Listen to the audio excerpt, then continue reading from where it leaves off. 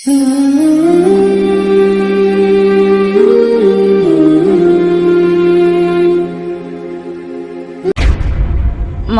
नाज़रीन कराम, कायनात की सबसे कड़वी हकीकत मौत है।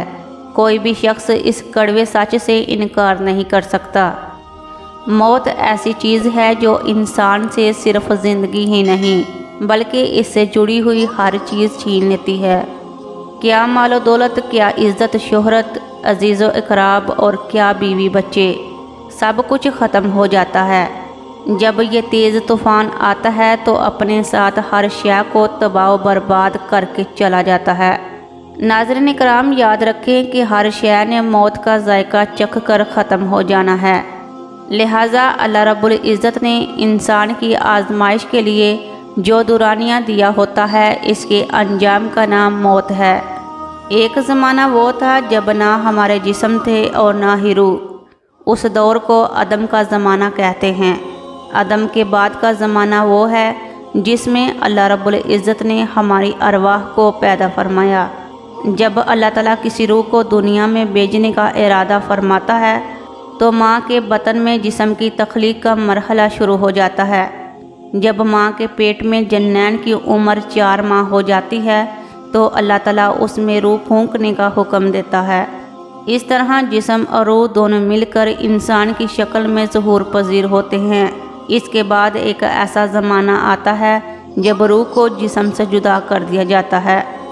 रूह के जिस्म से जुदा होने के अमल को मौत से ताबीर किया जाता है। मौत बरहक है और एक अटल हकीकत भी, जो हम हर रोज़ देखते भी हैं और सुनते भी हैं। इससे इनकार करना किसी भी साहिब अक्ल के बस की बात नहीं है। इस हवाले से इरशाद बारी ताला है, हर जान को मौत का जायका चखना है और हम तुम्हें बराई और भलाई में आजमाइश के लिए मुब्तला करते हैं और तुम हमारी ही तरफ पलटाए जाओगे। मौत दरअसल क़यामत और आखरत का पहला मरहला है। जब रूह जिस्म से परवाज़ करती है तो मरने वाले के लिए इसी शाम क़यामत बर्पा हो जाती है। ये तसव्वुर करना हमाकत है कि मौत फ़ना हो जाने का नाम है।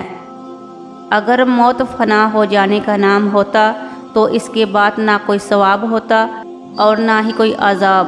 मौत दरअसल एक आलम से दूसरे आलम में मुंतकिली का नाम है। मौत के बाद आलम बरज़ख का आगाज़ होता है, जिसे आखरत और क़यामत के हवाल शुरू हो जाते हैं। अल्लाह रब्बुल इज़्ज़त ने कुरान मजीद में मौत को जायका से तवील किया है। ऐन इसी तरह जैसे जायका एक मुस्तकिल चीज़ का नाम नहीं बल्कि ये आर्जी कैफियत का नाम है, जो आती है और कुछ देर में रुखसत हो जाती है। ऐन इसी तरह मौत आती है और थोड़ी देर में अपना काम मुकम्मल करके चली जाती है। गोया क़यामत की हकीकत एक जायके की मानंद है। इरशाद बारी ताला है कि जिसने मौत और ज़िंदगी को इसलिए पैदा फरमाया कि वो तुम्हें आज़माए कि तुम में से कौन अमल के लिहाज से बेहतर है। एक और जगह इरशाद बारी ताला है कि हम ज़रूर बिला ज़रूर तुम्हें आज़माएंगे, कुछ खौफ और भूख से और कुछ मालो जानों और फलों के नुकसान से। और ए हबीब, आप इन सब्र करने वालों के लिए खुशखबरी सुना दें। अल्लाह ताला ने इस आयत करीमा में इंसान की आजमाइश की मुख्तलिफ सूरतें बयान फरमाई हैं। जैसे हम तुम्हें कभी खौफ, कभी भूख, कभी प्यास, कभी इनामात देकर और कभी इनामात छीन कर आजमाएंगे, कभी औलाद अता करके और कभी औलाद वापस लेकर, कभी कारोबार में मुनाफा देकर और कभी नुकसान देकर आजमाते हैं। फिर इरशाद फरमाया, इन साबरीन के लिए खुशखबरी है जो इन तमाम हालात में सब्र, रज़ा और इस्तकामत और शुक्रगुजारी की रोश इख्तियार करते हैं। अल्लाह ताला ने फरमाया कि ये ज़िंदगी दरअसल एक फ़ितना, अब्तला और आजमाइश है। इसका मकसद ये फ़ैसला करना है कि मौत के बाद की हकीकी ज़िंदगी में आप किस मनसब के हक़दार हैं। नाज़रीन इकराम, वाज़िह रहे कि बरज़ख का दुरानिया एक ज़माने के लिए है। बिलाखिर तुमने हमारी ही तरफ पलटना है और उस दिन कड़ा इम्तिहान होगा। याद रहे कि जो कब्र के मरहले में कामयाब होगा वो आखिरत में कभी नाकाम नहीं होगा। اس کے برعکس جو قبر کے امتحان میں ناکام ہو گیا تو اس کی آخرت میں کامیابی کی کوئی دلیل نظر نہیں آتی۔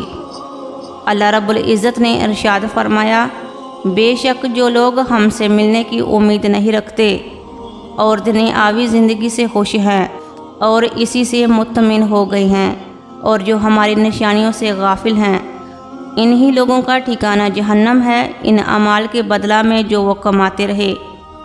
حضور نبی اکرم صلی اللہ علیہ وآلہ وسلم نے ارشاد فرمایا، جو اللہ تعالیٰ کی ملاقات کا خواہش مند ہوتا ہے اللہ تعالیٰ بھی اس سے ملاقات کا خواہش مند ہوتا ہے، اور جو اللہ تعالیٰ سے ملاقات کی خواہش نہیں رکھتا اللہ تعالیٰ کو بھی اس سے ملنا پسند نہیں ہے۔ گویا موت کا دوسرا نام ملاقات بھی ہے۔ جب اللہ تعالیٰ اس کی آنکھوں کو دیدار کی نعمت عطا فرمائے گا تو مومن کا فراق قیامت کے دن ختم ہو جائے گا۔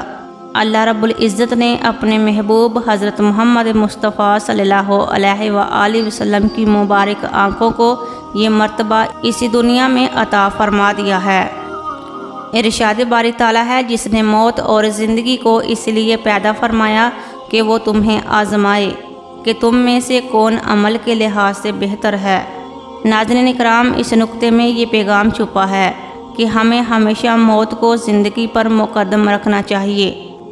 جن لوگوں نے زندگی کو موت پر مقدم رکھا اور بازی ہار گئے اور دنیاوی زندگی کے دندوں کی بول بلائیوں میں گم ہو کر رہ گئے، زندگی کی عذیب و آرائش، لذتوں، تمناؤں، شہوتوں، آرزوؤں کی طولت نے انہیں موت کے بارے میں سوچنے کا وقت ہی نہیں دیا۔ انہیں اپنی زندگی سنوارنے، عیش و آرام کا بندوبست کرنے اور اپنی اولاد کے بہتر مستقبل کی فکر نے اس قدر مصروف کر دیا ہے کہ وہ آخرت کو بھول چکے ہیں۔ حالانکہ جن کے لیے ساری عمر ضائع کر دی، انہوں نے اسے قبر کے دروازے پر بے یار و مددگار چھوڑ کر پلٹ جانا ہے۔ انہوں نے زندگی میں جو کچھ کمایا وہ بھی اپنے ورثہ کے لیے بطور وراثت چھوڑ جانا ہے۔ ناظرین کرام، قبر میں مال نہیں اعمال ساتھ جائیں گے۔ چنانچہ آخرت میں کامیابی کا ایک ہی رستہ ہے کہ مرنے سے پہلے موت کا سامان جمع کر لیا جائے۔ جن لوگوں نے سفر شروع کرنا ہو وہ پہلے ہی زرد راہ اکٹھا کیا کرتے ہیں، کیونکہ انہیں معلوم ہوتا ہے کہ منہ اندھیرے سفر میں روانہ ہونا ہے۔ جب سفر کا وقت مقرر ہو اور کوئی شخص کہے کہ ابھی میں سو جاتا ہوں، صبح اٹھ کر تیاری کر لوں گا، تو ایسے شخص کو بھلا کون عقل مند کہے گا۔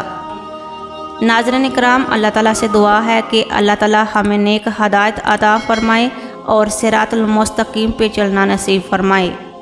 وما علینا الا البلاغ المبین۔